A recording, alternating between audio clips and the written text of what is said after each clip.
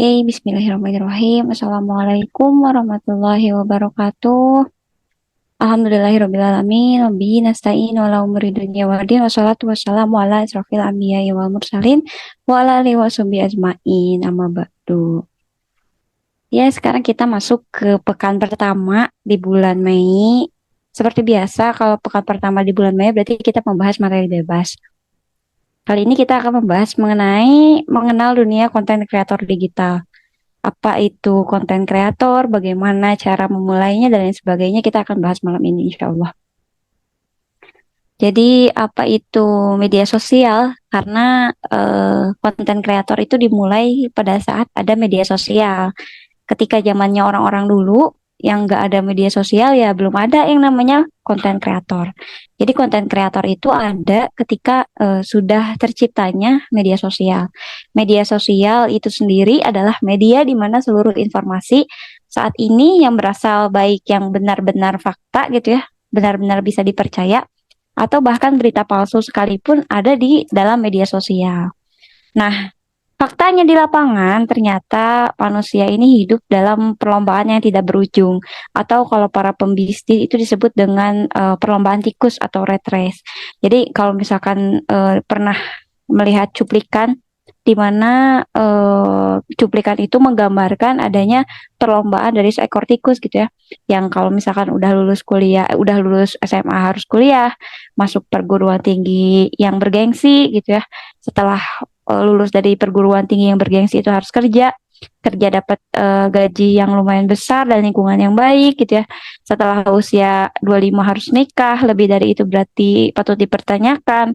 Setelah nikah harus punya anak, udah punya anak satu ditanya kapan nambah, udah punya anak banyak juga dipertanyain kenapa kok punya anak banyak banget dan lain sebagainya terus menerus seperti itu sampai siklus kehidupan manusia itu dia tuh ya kerja dari jam 9 sampai jam 5 sore gitu ya, 9 pagi sampai jam 5 sore terus menerus entah sampai kapan dan entah ngejar apa. Intinya sih kayak gitu. Itu adalah siklus kehidupan manusia zaman sekarang yang para pembisnis itu bikin sebuah istilah yang namanya rat race. Kalau misalkan pengen tahu lebih lanjut mengenai rat race ini atau perlombaan tikus ini bisa dicari ya di Google atau di mana itu ada pembahasan mengenai rat race atau perlombaan tikus. Secara nggak sadar ya kita terus-menerus berulang pada kehidupan yang sama seperti itu, entah memenuhi kebutuhan siapa, entah memenuhi validasi siapa, ya ternyata sistem kehidupan manusia sudah sebegitunya gitu ya dibikin. Nah, dalam perlombaan tikus sendiri itu menggambarkan perlombaan yang menggambarkan kehidupan manusia ya, yang secara nggak langsung saling berlomba, padahal nggak ada yang nyuruh kita lomba satu sama lain gitu ya. Siklus sekolah, terus lulus, dapat pekerjaan, dan diharapkan bisa sangat baik kehidupannya gitu ya setelah nikah punya ini dan punya itu dan lain sebagainya. Itu disebut dengan rat race. Lalu gimana sih teh cara agar terhindar dari rat race tersebut gitu ya? Karena kita terus bekerja misalkan dari masuk jam 9 pulang jam 5 tapi di bawah tuntutan standar sosial yang begitu banyak, begitu besar, tapi ya pemasukan ya gitu-gitu aja, kehidupan yang nggak berubah juga. Kalaupun punya pemasukan banyak, ya hati nggak tenang dan sebagainya. Terus menerus seperti itu ya sistem kehidupan yang udah dijalani sampai saat ini. Nah, para orang-orang kaya atau para orang-orang investor dan para pembisnis itu mengkategorikan beberapa hal ya cara terhindar dari sistem kehidupan rat race ini. Di antaranya adalah hidup sesuai dengan standar sosial. Ya jelas, kalau misalkan hidup kita sesuai dengan standar sosial, di mana pas lulus kita SMA udah masuk perguruan tinggi bergengsi, udah lulus dari sana dapat pekerjaan di tempat pekerjaan yang lumayan besar gitu ya, gajinya besar, terus nikah gitu ya di usia-usia yang 25 atau 26, udah nikah langsung punya anak tanpa nunggu lama, udah punya anak terus punya rumah, punya mobil dan sebagainya, menuntut hidup sesuai dengan standar sosial. Cara terhindar dari rat race adalah hidup sesuai dengan standar sosial ya jelas. Tapi kan nggak setiap manusia bisa memenuhi standar sosial yang dibuat oleh manusia sendiri kan. Nah, ini mungkin cara yang pertama itu agak mungkin sebagian orang bisa melakukan hal itu, tapi untuk sebagian orang lain susah. Karena standar sosial di era kita zaman sekarang ya sangat luar biasa hebat gitu ya. Mungkin yang cara pertama ini agak sulit gitu ya bagi orang-orang seperti kita atau manusia biasa seperti kita untuk mencapainya. Yang kedua adalah berusaha mendapatkan jabatan. Cara agar terhindar dari red race itu ya punya kuasa.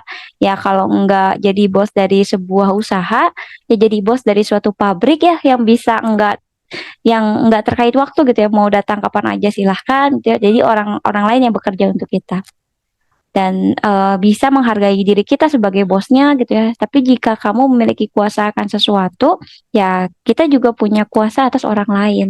Kayak gitu itu cara terhindar dari red race.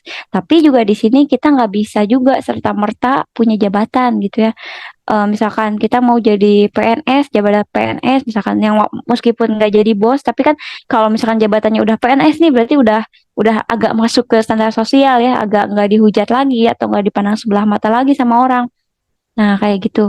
Punya jabatan atau mungkin kita jadi polisi gitu ya, jadi abdi negara atau bahkan jadi apa.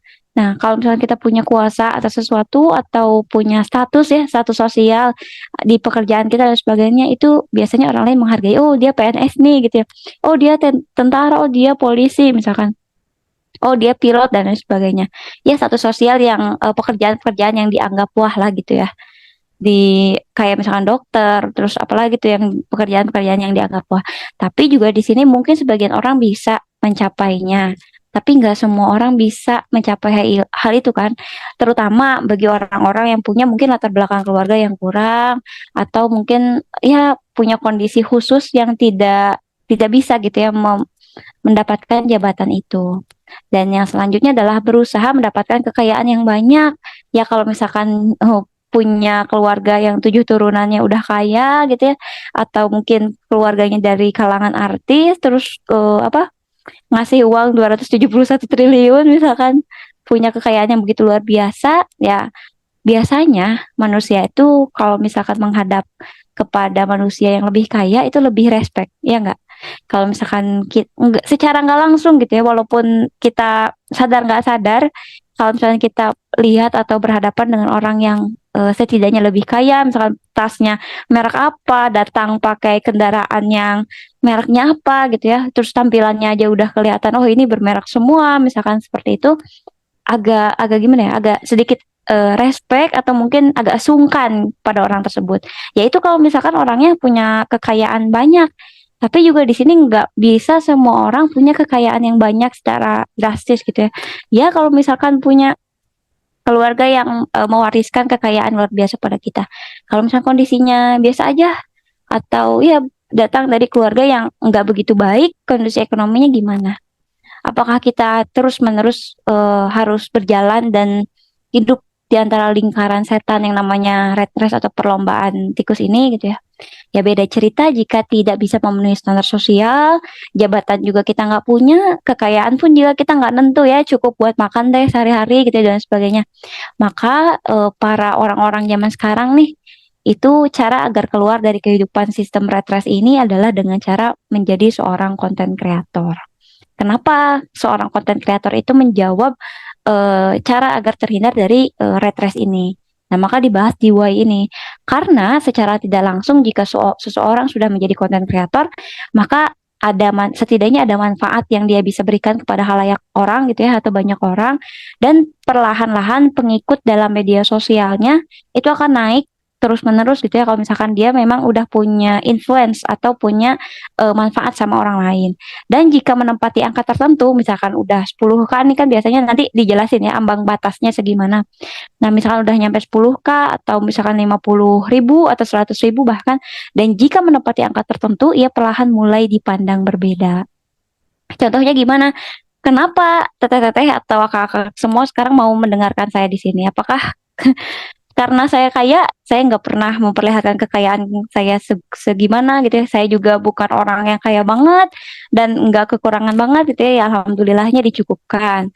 Terus apakah saya punya jabatan atau punya kekuasaan? Saya nggak punya kekuasaan apa-apa. Saya cuma emak-emak anak dua, ibu rumah tangga biasa dan lain sebagainya gitu. Terus kenapa mau ngedengerin gitu ya? Bahkan yang masuk grup Podline sampai saat ini aja udah 1.300 orang.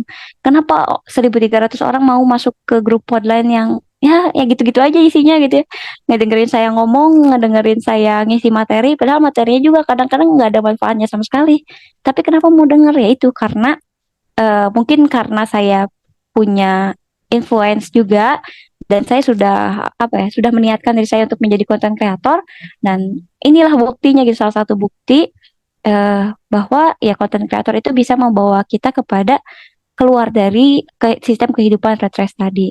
Nah, kebanyakan orang sekarang itu berpikir bahwa followers banyak berarti itu adalah seseorang yang penting, benar nggak?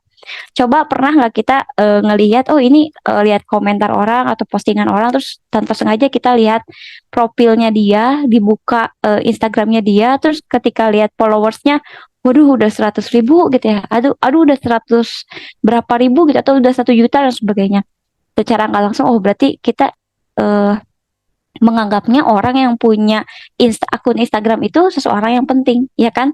Beda cerita kalau misalkan kita ngelihat konten reels atau konten feeds misalkan, terus kita secara nggak langsung buka profilnya dia, pas ngelihat followersnya cuma 2.000 gitu, atau cuma 1.000, ya itu berarti oh udahlah orang-orang biasa, itu nggak? Secara nggak langsung mindset orang-orang zaman sekarang yang main media sosial itu yang punya followersnya banyak berarti dianggap sebagai seseorang yang penting. Dan inilah ketika kita sudah mendapatkan apa ya mindset itu dari orang-orang, secara nggak langsung nanti akan kebuka pelan-pelan. Kita akan kebawa ke lingkungan yang mungkin ada di orang-orang kaya di sana di dalamnya. Kita juga akan kebawa ke lingkungan yang mungkin ada orang-orang yang punya kuasa di sana. Maka nggak jarang kan kita lihat orang-orang konten kreator yang bahkan kontennya ya cuma gitu-gitu aja, tapi nanti collabnya sama petinggi-petinggi negara gitu ya. Atau nanti mungkin konten kreator yang mungkin kontennya juga nggak berkesinambungan dengan sesuatu, tapi nanti collabnya dengan orang-orang kaya gitu ya, yang punya kekuasaan di mana. Nah, itulah powerfulnya seorang konten kreator di zaman sekarang kayak gitu ya. Nanti ketika seseorang punya followersnya banyak, terus dianggap orang yang penting, dia juga akan dianggap ahli di bidang yang dia sering sampaikan materinya. Kayak misalkan saya sering ngasih materi tentang siro, tentang parenting, tentang family dan lain sebagainya. Mungkin ada orang-orang yang ngundang saya buat ngisi webinar, buat ngisi kelas, itu karena apa? Karena saya dianggap ahli di bidangnya, padahal kan enggak. Banyak yang punya sertifikasi lain yang lebih tinggi dari saya mungkin. Tapi kenapa enggak ngundang mereka gitu ya? Kenapa harus ngundang saya? Ya karena saya dianggap ahli di bidangnya, padahal enggak sama sekali. Yang kedua, dianggap memiliki ilmu yang lebih banyak dalam hal yang dibahasnya. Mungkin para bunda di sini punya sertifikasi parenting yang lebih keren, lebih mumpuni gitu ya, sekolah berapa tahun gitu ya di bidang psikologi dan sebagainya. Sementara saya nggak punya background psikologi sama sekali, eh, berani-beraninya gitu ya nerima undangan webinar, ngisi di sana sini dan sebagainya. Itu karena apa? Karena dianggap memiliki ilmu yang lebih banyak, padahal belum tentu. Mungkin saja orang-orang di luar sana itu ilmunya jauh lebih banyak dari saya kayak gitu, tapi kenapa yang diundang saya ya karena saya dianggap memiliki ilmu yang lebih banyak. Yang selanjutnya adalah dianggap pantas untuk ngisi materi, dianggap pantas karena apa ya, karena punya followers banyak dan sering konten tentang hal itu gitu ya. Padahal kan belum tentu juga seseorang yang sering konten tentang satu hal itu jadi ahli di bidang hal itu, kan belum tentu juga. Dan yang paling banyak nih, yang paling banyak adalah dihormati tanpa harus memiliki kekayaan dan tanpa harus memiliki kekuasaan. Apakah saya punya kekuasaan? Enggak, saya cuman punya kekuasaan di dalam rumah karena saya cuma ibu rumah tangga biasa, nggak ada apa-apa. Terus apakah saya punya kekayaan lebih gitu ya? Punya Rolls Royce atau apapun itu? Enggak juga. Saya hidup biasa-biasa aja kayak mama pada umumnya. Tapi kenapa gitu ya? Banyak orang yang mau dengerin, banyak orang yang mau nyimak. Ya mungkin secara nggak langsung karena followersnya banyak dan dianggap seseorang yang penting, maka secara nggak langsung orang-orang yang ada di sana atau di luaran sana itu menganggap saya agak segan gitu ya, atau mungkin rasa hormat karena memang sudah menjadi sunatullah, bukan sunatullah ya, apa ya, kayak mindset yang ada di pikiran para pengguna media sosial tuh kayak gitu terhadap seorang content creator yang punya followersnya banyak kayak gitu. Terus apa lagi? Nah, selanjutnya apa saja keuntungannya menjadi seorang content creator? Ya bisa diundang dalam beberapa acara besar. Kayak misalkan saya pernah diundang di acara Sab Muslimah. Di sana ketemu beberapa influencer hebat, terus ketemu beberapa orang hebat juga.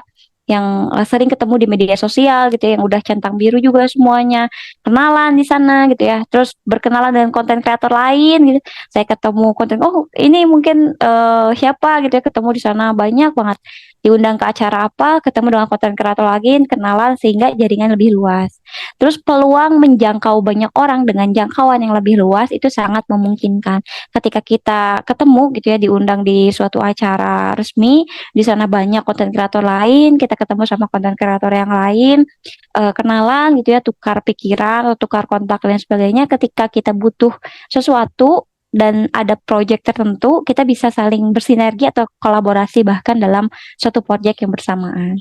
Dan juga mungkin bisa dapat project kerja ini ya dari instansi. Jadi mungkin ada satu project kerja yang kita garap bareng-bareng gitu ya, kayak misalkan bikin e-book Syamila bareng-bareng gitu ya dan lain sebagainya. Kan saya di dunia kepenulisan dan sebagainya, mungkin ruang lingkupnya ke sana. Tapi kan banyak konten kreator lain yang juga berkolaborasi gitu ya dan sama-sama ngerjain project di sana. Dan pasti juga mungkin bisa mendapatkan uang lebih banyak dari dunia konten kreator di sini. Apa saja kekurangannya yang harus diperhatikan di balik ada dapat uang lebih banyak, diundang, dihormati, kemudian dianggap penting dan lain sebagainya, pasti ada kekurangan ya. Semua hal di dunia ini pasti ada kekurangannya. Di antara lain yang pertama, pola hidup bisa saja naik mengikuti pola hidup lingkungannya. Ketika ya kayak misalkan saya diundang dalam suatu acara besar nih, saya ketemu dengan kadang juga ketemu sama artis misalkan ya, ketemu juga sama influencer-influencer yang lebih hebat. Nah, di sana kan karena lingkungannya sudah berbeda, mungkin kan saya datang dari ibu rumah tangga biasa, di rumah aja 24 jam kali 7 gitu ya, kalau nggak ada kepentingan lain ya cuma di rumah gitu ya, ngisi materi dan sebagainya. Tapi ketika diundang ke acara itu, punya lingkungan yang baru, oh ketemu artis nih dan lain sebagainya gitu ya. Orang lain udah pakai mungkin merek-merek yang lain, yang udah branded dan sebagainya. Secara nggak langsung ketika lingkungan kita punya yang seperti itu, kita tuh akan terdorong, oh apakah aku juga harus memilikinya gitu ya. Ketika, oh mungkin aku harus membelinya karena mungkin nanti diundang di acara lain, masa orang lain pakai brandednya ini aku datang biasa aja sih gitu ya. Secara nggak langsung ketika lingkungan semua A, kita datang dengan siklus B, kita tuh akan merasa terasing gitu. Anggaplah kita B, semua orang A, loh kok aku B sendirian gitu ya. Itu adalah salah satu kekurangannya ya. Tapi nggak harus juga dipenuhi, ya nggak apa-apa juga kita datang seadanya aja. Nggak usah juga ikutin pola dan gaya hidup mereka. Tapi kan secara nggak langsung itu bisa mempengaruhi gaya hidup kita di keseharian. Tuh, itu kekurangannya. Yang kedua, bisa saja banyak menimbulkan dosa. Karena apa? Karena tergantung dengan konten yang kita buat ya. Kan banyak konten kreator yang mungkin konten-konten yang dibuatnya tuh nggak ada manfaat sama sekali gitu ya, konten sejenis apa gitu yang sering viral atau mungkin masuk trending dan sebagainya yang nggak baik, itu juga bisa menimbulkan dosa jariah buat kita. Dan yang selanjutnya, haus akan pengakuan manusia dan pujian saja. Ini yang paling hati-hati ketika mungkin satu konten kita bisa dilihat oleh 1 juta orang lebih atau bahkan pernah nembus sampai 2 juta lebih gitu ya. Dan ketika kontennya bisa nembus seperti itu, kemudian kita bikin konten yang selanjutnya nggak nembus sampai 2 juta, itu kadang ada rasa, duh kok nggak nyampe 2 juta lagi ya, apa yang salah ya gitu ya. Itu secara nggak langsung nanti niatnya akan berubah. Yang aku cari nih pengakuan dari manusia, pujian manusia aja atau gimana. Nah, itu juga kekurangan dari dunia para konten kreator. Haus akan validasi dari followers. Biasanya kan kalau misalkan ada masalah atau misalkan ada apa ya, ada keresahan di dalam si diri konten kreatornya itu kan nggak jarang. Kalau ada masalah keluarga, upnya di media sosial kan sering ya. Atau karena dia punya followers yang banyak, dia tuh sering nyinggung siapa, nyari masalah sama siapa. Kalau ada masalah sama seseorang, banyak kan kayak gitu. Itu haus akan validasi dari followers. Yang selanjutnya, perlahan alter ego mulai muncul. Alter ego itu kayak apa? Kayak sikap yang apa ya? Sikap kebalikannya dari kita ketika kita mencapai sesuatu. Jadi ketika kita udah followersnya banyak nih, gue nih followersnya udah 100.000 lebih. Wah lo apaan gitu ya? Followersnya cuma 2.000 gitu. Lo bukan siapa-siapa, gue nih influencer gitu ya. Gue nih selebgram dan sebagainya. itu adalah alter ego manusia yang ada di dalam diri manusia.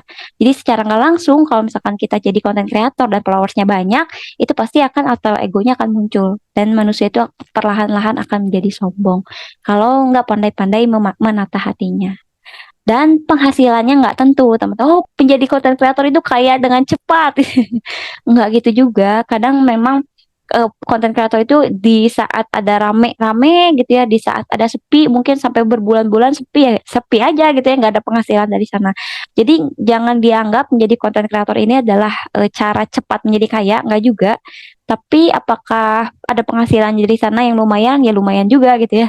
Tapi nggak tentu gitu teman-teman. Jadi kadang ada ketika banyak-banyak, ketika enggak juga ya jangan apa, jangan berkecil hati gitu ya ketika memang nggak ada pemasukan sama sekali. Juga banyak yang menghina, mengkritik, menghujat dan lain-lain. Teh aku mau jadi konten kreator yang kontennya baik-baik. Teh apakah ada yang menghujat? Tentu aja ada. Saya ngeresum tentang materi surga aja itu yang ngehujatnya sampai 1.000 orang lebih loh, yang masuk DM ada, yang ngehujat yang bilang saya si ah ada, padahal materinya dari Ustadz Umar Mita saya resum, padahal saya cuma upload resumnya ya, materi yang disampaikan juga materi tentang surga, keindahan surga, nggak ngehina surga sama sekali. Di sana banyak yang hujat, hampir 1.000 orang lebih masuk DM-nya ke saya ngehujat dan sebagainya, dalilnya mana dan sebagainya gitu ya. Sempat saya drop di sana gitu ya. Terus karena saya masuk timnya Ustadz Umar Mita, saya minta saran ke Ustadz. Ustadz ini gimana gitu ya? Apakah harus dilanjutkan atau enggak atau berhenti sampai di sini aja?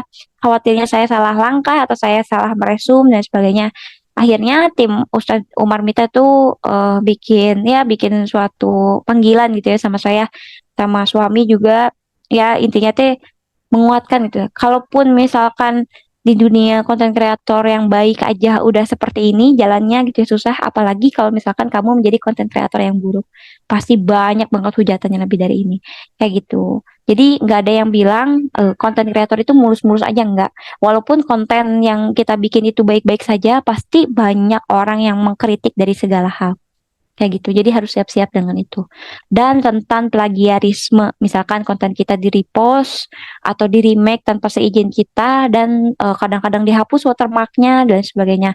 Kita udah capek-capek mikir ide, kita tagging video atau tagging konten dan sebagainya, perlu modal untuk bahan, misal kalau yang masak-masak dan sebagainya, di-repost oleh orang yang tidak bertanggung jawab atau di-remake oleh orang yang tidak bertanggung jawab tanpa watermark sama sekali. Bahkan yang paling parah adalah di repost dan di remake dengan niatan atau tujuan untuk komersil perdagangan. Jadi dia yang dapat uang, kita yang bikin konten kayak gitu. Itu adalah kekurangan di dunia konten kreator.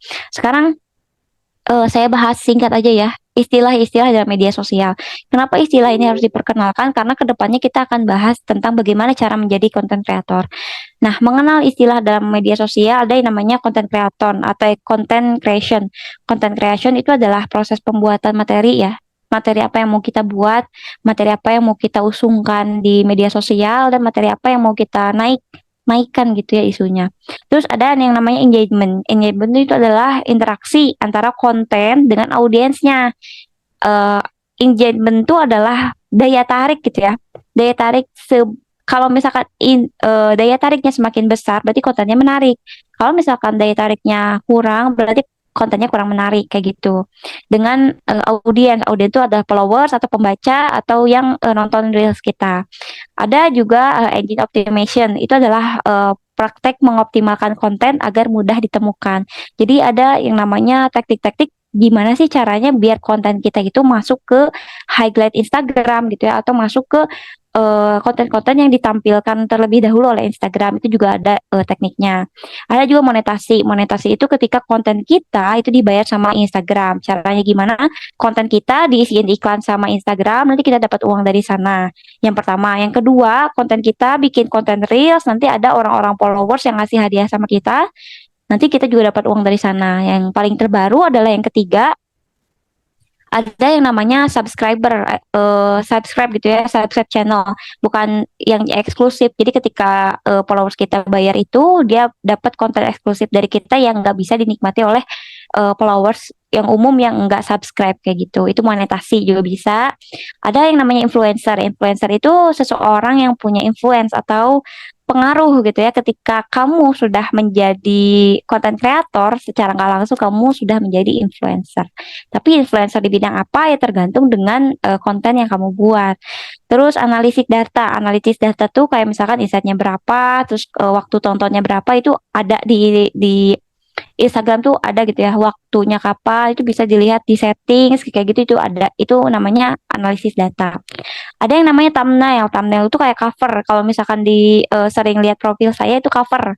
Nah, itu tuh thumbnail kayak misalkan clickbait. Jadi hal apa yang bikin orang lain tuh pengen lihat konten kita? Pasti lewat thumbnail. Thumbnail itu adalah itu gitu ya covernya kayak gimana. Ada yang namanya algoritma itu sekarang misalnya lagi rame apa nih gitu ya di Instagram kayak kemarin ramainya tentang yang kopi di depan Mekah misalkan kayak gitu kan lagi rame oh algoritmanya lagi ini nih berarti kalau misalkan konten kita mau naik atau konten kita mau up kita harus ngikutin algoritma Instagram itu berarti secara nggak langsung harus ada daya tariknya ke sana gitu ya ke algoritma itu terus ada yang namanya trending tuh ya konten yang mendapatkan banyak perhatian. Kayak misalkan ada kan konten yang misalkan tembus 2 juta views atau 3 juta views. Nah itu adalah konten yang trending. Sementara konten-konten yang lainnya ya nggak trending sama sekali. Ada yang namanya juga konten strategi. Itu rencana yang dibuat oleh kreator. Jadi kayak misalkan minggu sekarang ini mau masuk tentang pengasuhan materinya. Jadi selama 1 pekan saya bahas pengasuhan. Terus nanti pekan depan saya mau masuk ke materi siroh lagi ya udah berarti selama 1 pekan itu materi siro gitu kayak gitu jadi planningnya mau apa nih atau kayak misalkan ibu-ibu masak oh sekarang menunya daging nih pekan ini daging semuanya daging ayam daging sapi daging ikan nanti besoknya tentang sup-sup ya, minggu depannya tentang pastry-pastry gitu ya kue-kue tergantung strategi apa yang mau di up kontennya yang selanjutnya ada juga niche. Niche itu adalah fokus khusus konten. Jadi kamu ini jangkauannya mau ke yang mana? Kalau misalkan saya, Instagram saya jangkauannya adalah ke ibu-ibu, ke yang suka parenting, ke yang suka siroh, dan ke yang suka belajar Islam. Jadi makanya dirangkum personal brandingnya adalah family dan parenting fitrah nabawiyah. Kayak gitu kan, family, parenting, fitrah nabawiyah. Udah kan ini tentang keluarga, tentang suami istri, tentang anak, juga tentang siroh. Ada sejarahnya juga di sana. Nah, kamu niche-nya apa? Kalau teman saya ada yang jadi konten kreator masak, niche-nya ya ibu-ibu yang suka masak. Isi di dalamnya ya masak-masakan. Ada juga teman saya yang namanya Kang Sabro itu tentang tahsin gitu ya, tentang ngajarin tahsin, huruf-huruf hijaiyah, gimana bacaan Qurannya kayak gitu itu namanya niche. Nah, teteh-teteh kalau misalnya mau mulai jadi konten kreator, pilih dulu niche-nya mau apa, mau di bidang apa. Teh gimana cara nyarinya? Cara nyarinya adalah temukan sesuatu yang kalau ngerjainnya suka, yang kalau ngerjainnya suka lupa waktu, ketika kita ngerjainnya itu nggak ada beban, kayak misalkan ngerjain tuh ya enjoy aja gitu ya, nggak jadi beban.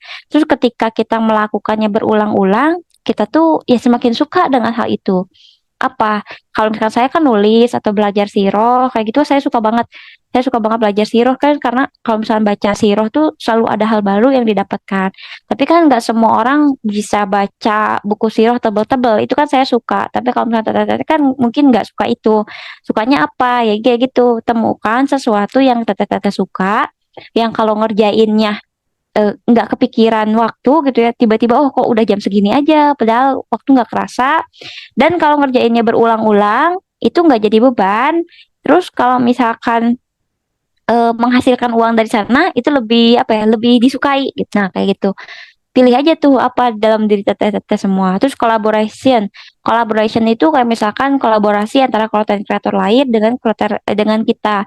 Misalkan saya content creatornya kolaborasi sama siapa gitu ya dengan komunitas apa itu bisa juga. Kalau vlog udah nggak usah dijelasin lagi ya, itu banyak banget. Call to action itu biasanya kalau misalkan di dalam eh Instagram sekarang biasanya kalau dalam feeds itu nambahin polling di bawah gitu ya, biar si followers itu mencet pollingnya gitu ya. Atau kalau misalkan di bagian belakangnya tuh di bagian belakang resume saya suka ada simpan untuk dibaca nanti, share bagi orang-orang yang memerlukan dan lain sebagainya gitu tuh. Jadi itu tuh apa ya? mempengaruhi seseorang untuk melakukan sesuatu di konten kita. Kayak nyuruh apa nih ke followers? Nyuruh di share kah? Nyuruh di save kah? Atau nyuruh polling?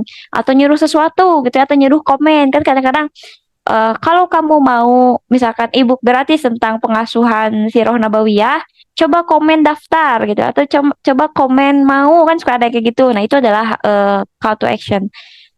Menyuruh followers untuk melakukan sesuatu.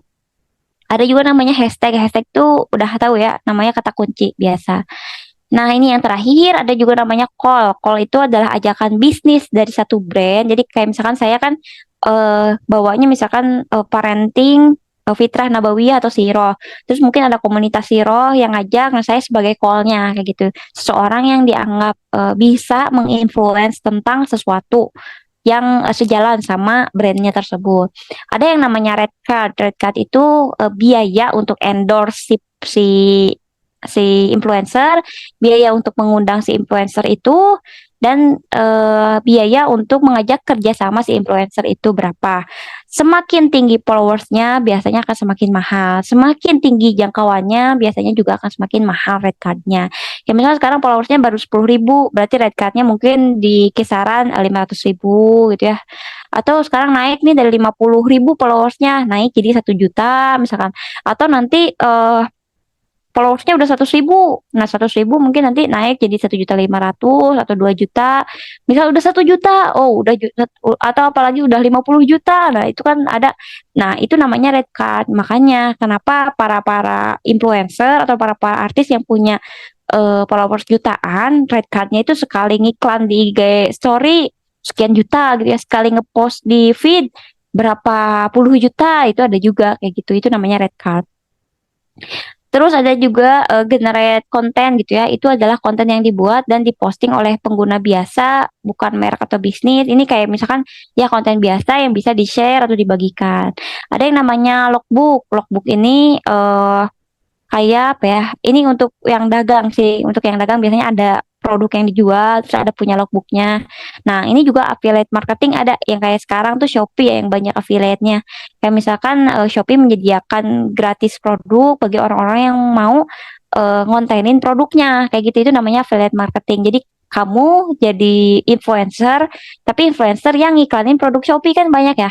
Ada orang-orang yang followersnya 500.000 atau 1 juta, tapi isinya cuma ngiklanin produk Shopee. Jadi kita kalau misalnya kita scroll, kadang-kadang ada iklan juicer gitu, ada iklan open dan lain sebagainya gitu. Tapi pas kita pencet Instagramnya, isinya iklan produk semua. Nah, itu namanya affiliate marketing. Jadi konten kreator itu nggak melulu tentang konten murni dari kita gitu ya, pikiran kita apa, tapi biasanya ada juga yang affiliate marketing, jadi mengiklankan suatu barang. Belum selesai. Banyak banget ya, mudah-mudahan nggak pusing gitu. Micro influencer adalah mungkin followersnya sedikit, baru sedikit, tapi dia bisa menginfluence seseorang atau orang lain gitu ya. Ada juga sponsor konten, itu adalah konten yang dibayar oleh brand, intinya kayak gitu ya. Ada juga media kit. Media kit itu adalah paket informasi yang dibuat oleh kreator. Jadi kayak misalkan biasanya sih ada portofolio ya atau CV atau apapun itu media untuk penunjang, kalau misalnya ada yang mau kerja sama saya sama kita, dikasih media kit itu, ini loh jangkauan saya gitu ya, ini loh CV saya dan sebagainya kayak gitu. Ada juga analisis platform. Analisis platform itu kayak misalkan IG story dalam 30 hari terakhir berapa nih gitu ya jangkauannya. Terus yang paling banyak kontennya yang sejenis apa. Nah, itu dianalisis. Biasanya beberapa brand tuh minta kayak gini gitu ya.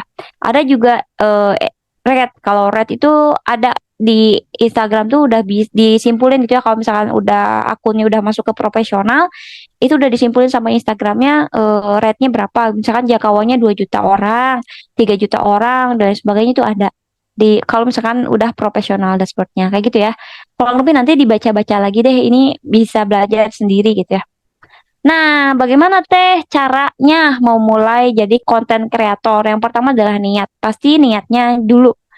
Niatnya apa nih jadi konten kreator? Jangan sampai, kan kata saya tadi ya, kekurangannya pasti ada, munculnya rasa sombong, alter ego tadi, munculnya apa ya? masuk ke dalam lingkungan yang baru, saya jadi apa ya, ketemu sama orang-orang yang punya gaya hidup yang jauh berbeda dari saya. Saya datang dari ibu rumah tangga biasa yang cuma ngasuh anak dua di rumah, tiba-tiba diundang acara, pas masuk orang-orang pembisnis, artis dan sebagainya, kan shock gitu ya. Aku ini siapa gitu ya, datang ada di sini. Nah, itu adalah yang pertama, adalah niatnya dulu. Kalau misalkan niatnya kuat, insya Allah lillahi ta'ala, ya Allah, apapun yang saya share, mungkin saya pengen jadi apoteker herbal. Kayak teman saya mau jadi konten kreator herbal gitu ya, obat-obatan, ngedukasi tentang itu, boleh juga. Niatkan yang pasti segala hal yang dipost, segala hal yang diposting itu menjadi amal buat kita. Karena percuma kalau kita bikin konten dapat duit, dapat engage yang seru gitu ya, terus tembus sampai 3 juta views, tapi nggak ada apa-apa di sana gitu ya. Jadi yang pertama mungkin saya ingatkan ya, niatkan untuk Allah. Jadi segala sebelum posting Bismillah, ya Allah, mudah-mudahan ini jadi amal jariah. Jadi ya Allah Bismillah gitu ya, mau itu ngonten iklan panci gitu ya, jadi affiliate program, ya Allah mudah-mudahan ini jadi amal jariah bagi orang-orang yang tahu iklan saya ini lewat panci ini. Mudah-mudahan ibu-ibu yang menyediakan shopnya buat anak-anak gitu ya, masak di panci ini yang dibelinya melalui saya, jadi amal jariah buat saya. Jadi setiap ibu-ibu yang check out panci yang diiklanin sama kita, setiap ibu-ibu itu masak, jadi pahala buat kita. Dan masaknya kan nggak cuma sekali, panci dipakai berulang-ulang. Itu kebayang nggak? Jadi satu orang aja pancinya dipakai berulang-ulang, bisa jadi amal jariah buat kita. Belum lagi berapa ratus orang yang check out gara-gara ikan panci kita. Itu cuma perkara panci loh, belum perkara yang lain. Tapi itu harus dipondasi dulu dari perkara niatnya. Yang kedua, pilih niche yang sesuai dengan passion. Apa yang kayak tadi saya bilang ya, sukanya apa? Apakah suka memasak? Apa suka nulis? Apa suka menggambar? Apa suka nyanyi? Lalu tetapkan tema yang akan dibahas. Temanya apa nih sekarang gitu ya? Apakah mau jadi nutrisionis gitu ya? Saya punya background pernah belajar nutrisi gitu ya, atau tentang herbal, atau tentang edukasi skincare misalnya. Kayak Dokter Richard kan banyak tuh edukasi skincare, atau kayak Tasya Farasya gitu ya, edukasi make up dan sebagainya. Edukasi matematika misalnya kayak Jerome Pauline, kayak siapa tuh peran-peran yang lain kan banyak tuh influencer yang ini, atau bahkan edukasi agama sekalipun, ya terserah gitu ya niche-nya apa. Yang pasti tadi cara menemukannya adalah temukan hal yang disukai. Kalau mengerjakan berulang-ulang nggak jadi beban, kalau mengerjakannya suka lupa waktu, kalaupun dapat uang dari sana bisa semakin menyemangati diri kita. Kan itu bisa ditemukan di dalam diri masing-masing ya. Saya suka nulis, tapi belum tentu teteh-teteh suka nulis juga. Mungkin ada orang yang suka masak, tapi mungkin di sebagian dunia lain ya ya kurang begitu suka masak kayak gitu kan. Pilih niche-nya mau apa, jangkauan followersnya mau apa. Fokus ke satu tema, jangan beda-beda. Jangan sekarang ngebahasnya edukasi agama misalkan, cara komunikasi suami istri misalkan sekarang. Besoknya cara membuat daging semakin empuk. Terus besoknya nutrisi dalam ASI gitu ya. Terus besoknya kan jadi bingung. Nanti Instagram itu jadi bingung, nanti ini si akun IG ini mau diterusin kemana? Ke ibu-ibu menyusui kah? Ke ibu-ibu muda kah gitu ya? Atau ke ibu-ibu yang suka masak, yang pencariannya menu-menu gitu. Jadi kan bingung Instagramnya. Jadi fokuskan niche-nya mau apa. Yang kedua, tetapkan personal branding. Mulai cari dan tetapkan ingin menjadi apa dan selaras dengan niche yang dipilih. Jadi ketika saya suka resume kajian, berarti tentang agama-agama Islam. Tapi yang saya resume itu nggak jauh-jauh dari keluarga, dari anak-anak, dari fitrah, ya seputar itu. Akhirnya personal branding saya adalah family dan parenting fitrah nabawiyah. Ada juga kan yang Umi Herbal misalnya. Berarti Umi Herbal tentang jamu-jamu, tentang herbal-herbal dan sebagainya. Mau apa personal brandingnya? Itu kita sendiri yang menentukan mau dikenal sebagai apa kita. Tapi sebelum menentukan personal branding, tentu saja sudah harus ada niche-nya dulu. Konten apa yang mau disajikan dan mau dikenal sebagai apa, kayak gitu kan. Dan mulai ngonten, tetapkan target. Mulai ngontennya dari kapan ya? Mulai dari sekarang nih, di paling bawah ya. Mulai dari sekarang. Teh, aku nggak punya alat masak yang keren. Teh, aduh, aku mau jadi dekorasi rumah, tapi rumahku nggak estetik. Aduh, teh, aku mau ngonten, tapi nggak punya HP iPhone-nya, kameranya jelas. Banyak sekali alasan untuk orang tidak memulai menjadi konten kreator. Tapi teman-teman kalau misalkan udah punya niat bener-bener niat ya nyari amal dari sana, terus bener-bener niat pengen keluar dari zona red race tadi yang hidup cuman gitu-gitu aja, hidup melulu cuman tentang kerja dan memenuhi status atau validasi orang.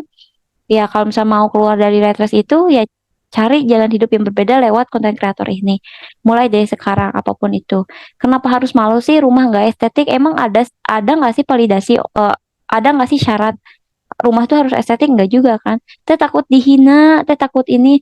Kenapa harus takut dengan penilaian manusia gitu? Nanti saya lihatin bagaimana konten saya pas awal-awal sebelum jadi sekarang gitu ya. Walaupun memang saya bukan influencer yang besar, tapi setidaknya menjadi contoh gitu ya. Dan tetapkan target. Kayak misalnya sekarang, aduh, sekarang followersnya masih 1.000 nih. Oke, sekarang mulai ngonten, targetin. Misalkan 2 bulan dari sekarang eh, cap, mencapai 5.000 dulu gitu ya. Udah 5.000, nanti 10.000. Udah 10.000 mau ngapain nih gitu ya. Nanti naik lagi ke 50.000 gitu. Jadi punya patokan target. Kalaupun misalkan targetnya nggak kecapai, ya nggak apa-apa. Itu menjadi penyemangat kita buat naik terus-menerus. Jika sudah mulai dan ada rasa mungkin haus atas validasi atau tepuk tangan manusia, ambil waktu untuk rehat sejenak. Pasti ada di konten kreator pemula ketika dia sudah mencapai 10K pertama atau mungkin 50K pertama atau 100K pertama itu ada rasa sedikit aku nih punya followers 10K loh gitu. Aku nih punya followers 100K loh gitu. Nah, itu waktunya untuk rehat sejenak dari media sosial, tinggalkan dulu lah sejenak gitu ya. Nanti balik lagi kalau misalkan niatnya udah bener-bener lurus dan konsisten. Gak ada konten kreator yang bisa naik sampai 100.000 langsung atau 1 juta langsung tanpa konsisten. Tapi kontennya sepi terus, nggak ada yang lihat, konsisten. Berarti ada sesuatu yang harus dirubah. Sekarang tuh banyak cara edit di CapCut, cara edit di mana itu yang bisa diakses secara gratis. Banyakin belajar, banyakin mengilmui diri, dan buat konten yang berkualitas. Berkualitas itu dari segi, bukan hanya dari segi kamera, bukan hanya dari segi peralatan ya, tapi dari segi kebermanfaatan apa yang akan disampaikan kepada followersnya. Kayak gitu, mulai konsisten. Dan cara agar konten kalian dilihat oleh orang lain, yang pertama, pastikan konten yang kamu buat ada manfaatnya. Pastikan dulu setiap konten yang kita mau rilis ada manfaatnya. Kalau misalkan yang dirilis adalah foto pribadi, jadi captionnya yang ada manfaatnya, kayak gitu ya. Teh gimana kalau nggak ada manfaatnya ya emang nggak aja gitu ya. Saya emang nggak ngajarin itu, nanti khawatirnya ketika teteh jadi konten kreator yang nggak ada manfaatnya, nanti imbasnya ke saya nggak juga. Kan ada ya jadi konten kreator yang misalkan pacaran gitu ya, yang jadi kontennya adalah pacaran sama pacarnya, gimana cara-caranya gitu dan sebagainya, yang nggak ada manfaatnya sama sekali, emang nggak aja. Tapi kalau misalkan saran dari saya ya pilih, pastikan konten yang kamu buat adalah konten yang bermanfaat. Yang kedua, pilih tema yang sedang hangat dan dibahas oleh masyarakat umum. Kayak kemarin konten yang lagi hangat itu adalah kopi di Mekah gitu ya, kopi di Mekah. Nah, mungkin nih saya apa nih yang bisa ke sana? Kalau misalkan masak, kalau misalkan ternyata niche-nya masak, ya bikinlah menu gitu ya, menu kopi Starbucks, pengganti Starbucks gitu ya. Terus gambarnya gambar apa gitu yang menyenggol-nyenggol ke sana. Bukan bukan nyindir enggak, tapi apa ya? Mengikuti arus tapi sesuai dengan ritme yang kita bikin gitu ya, arus yang kita bikin. Terus juga buat konten yang memungkinkan orang lain untuk men-share-nya. Jadi kalau misalkan mau pertumbuhannya cepat, bikin konten yang memungkinkan orang untuk nge-share konten kita. Gimana caranya orang buat nge-share konten kita? Ya tanyakan sama diri kita sendiri, kita tuh mau nge-share konten yang kayak gimana? Yang ada informasinya, yang relate sama kehidupan kita, yang menjadi jawaban atas semua pertanyaan kita gitu kan biasanya. Ya berarti kita bikin konten-konten yang sejenis itu. Terus buat konten yang memungkinkan relate dengan kehidupan sehari-hari. Kayak mama nih kan banyak nih. Mak ternyata pengen skincarean tapi uangnya mungkin habis dipakai skincare anak-anak kayak gitu ya. Atau mama mau me time tapi dikejar-kejar terus anak gitu yang nggak bisa sama sekali. Kan itu konten-konten relate. Terus tapi nanti dibungkus dengan niche yang kita punya gitu ya. Kayak misalkan sekarang saya jadi parenting, oh gimana ya caranya fitrah melihat si ibu-ibu yang pengen me time ini, oh tapi ada anaknya, apakah itu selaras atau tidak dengan fitrah gitu ya dibahas di jenis itu. Kalau misalkan kontennya masak, gimana caranya ibu-ibu bisa me time lebih banyak tapi nggak digangguin anak. Oh mungkin kasih anaknya dengan snack-snack yang enak gitu ya. Cara bikin snack anak biar anak tuh nggak ngegangguin ibunya, biar ibunya bisa me time misalnya kayak gitu thumbnailnya itu kan yang tentang mata kan masih relate juga dengan relate kehidupan sehari-hari kan. Nah itu tentang semuanya tentang apa yang lagi hangat, apa yang lagi relate, kemudian dibungkus dengan niche yang kita mau gitu ya, jangkauan kita maunya apa, dirubah ke sana. Juga buat konten yang setidaknya mengajak orang untuk menghasilkan atau melakukan sesuatu. Kayak misalkan ada saran untuk memperbaiki hubungan dengan suami istri, memperbaiki hubungan dengan mertua dan sebagainya tentang kondisi yang menjadi permasalahan di sana. Itu bikin konten yang menjadi jawaban atas permasalahan orang-orang di luar kayak gitu. Terus gimana caranya menaikkan interaksi konten atau jangkauan konten gitu ya? Bahas konten yang menarik, ya makanya bahas konten yang menarik, yang hangat, yang lagi banyak diperbincangkan oleh banyak orang, yang bermanfaat dan relatable. Pasti ini mah yang pertama aku nggak ada ide buat bikin konten, berarti cari isu yang lagi hangat apa, dibungkus sama niche kita tadi, terus share. Yang penting ada manfaatnya di sana dan relate sama kehidupan sehari-hari. Yang kedua, lakukan kolaborasi dengan konten kreator lain atau dengan komunitas lain. Kayak misalkan komunitas ada tentang apa gitu, tentang jamu-jamuan, kita juga niche tentang jamu-jamuan karena selaras, collab yuk gitu ya. Jangan sungkan untuk DM seseorang gitu ya yang dianggap selaras dengan niche kita. Yang ketiga ini adakan giveaway sesekali kalau memungkinkan, kalau punya rezeki lebih gitu ya, kalau punya misalkan udah 10K nih sebagai rasa syukur, giveaway apa ini nggak harus banyak-banyak, kayak misalkan bagiin apa yang ada di rumah dan sebagainya itu bisa. Makanya para artis kan di zaman-zamannya konten giveaway di awal-awal YouTube-nya kan banyak subscribe channel ini gitu. Kalau misalnya udah subscribe nanti dapatkan motor, dapatkan iPhone dan sebagainya, itu kan karena mengadakan giveaway untuk menaikkan engagement konten. Terus perhatikan jam posting di profile. Bisa dicek jam posting yang paling ramai di profile masing-masing itu jam berapa. Biasanya itu di jam 5 sampai kalau misalkan pagi itu di jam 5 subuh sampai jam 6 pagi. Kalau di jam siang itu biasanya di jam 12 sampai jam 1. Kalau misalnya di jam sore biasanya di jam 3 sampai jam 4 atau di pas istirahat malam jam 7 malam ke atas itu biasanya rame.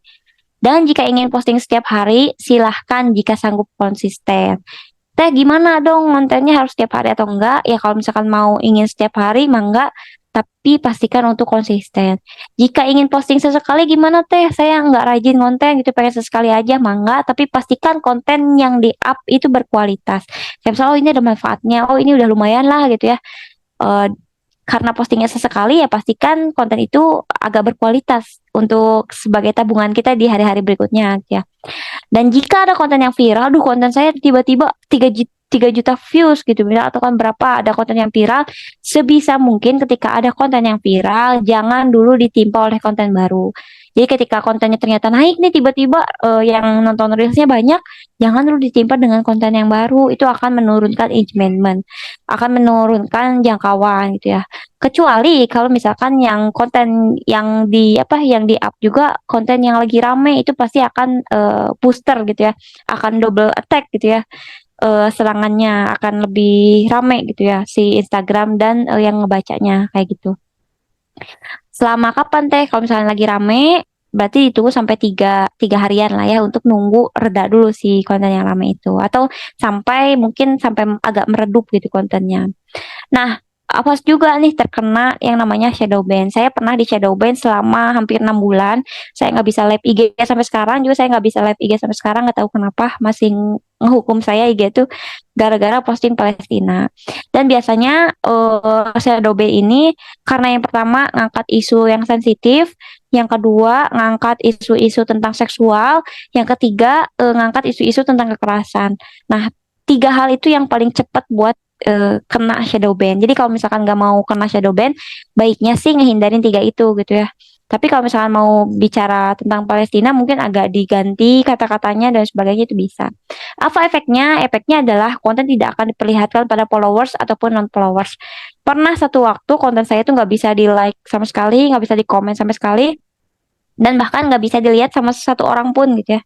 Bahkan IG story saya yang lihat cuma 5 orang dari followers sekian banyak ya. Kenapa? Karena kena shadow ban. Karena udah posting beberapa kali tentang isu-isu genosida kayak gitu. Kayak gitu. Dan konten itu tidak akan di-up atau nggak akan ditampilkan di algoritma Instagram. Dan juga eh, nanti si jangkauannya bakalan turun pasti kalau misalkan kena shadow ban.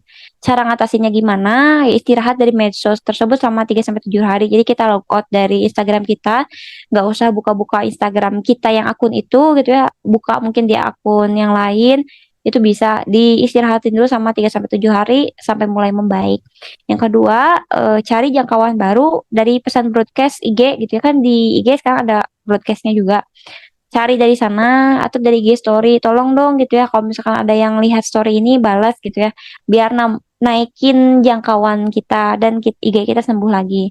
Atau buat interaksi dengan followers di konten lama, kayak misalkan konten-konten yang pernah kita up terus ada yang komen tapi belum kita balas, dibalaslah pada saat itu. Jadi naikin apa ya, munculin bahwa ini loh IG ku ada gitu, IG ku masih hidup dan lain sebagainya. Itu buat cara mengatasinya. Terus minta bantuan dari followers untuk like atau nyalakan lonceng dan sebagainya.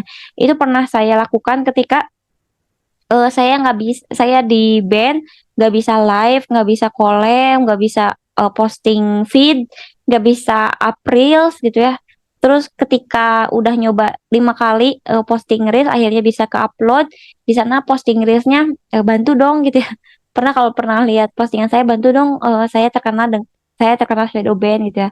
Tolong like, bantu like atau komen atau mungkin share reels ini atau nyalakan lonceng agar IG saya tuh sembuh lagi. Alhamdulillah seminggu setelah reels itu di up bisa sembuh lagi gitu ya, bisa meskipun sembuhnya baru baru sampai posting feed doang gitu ya, kayak gitu. Bisa juga minta bantuan dari followers kalau mungkin followersnya mungkin udah agak banyak kayak gitu. Jadi kalau misalkan sekarang masih ngerintis, mungkin agak dihindari isu-isu terkait dengan kekerasan, genosida dan sebagainya, bisa dihindari terlebih dahulu.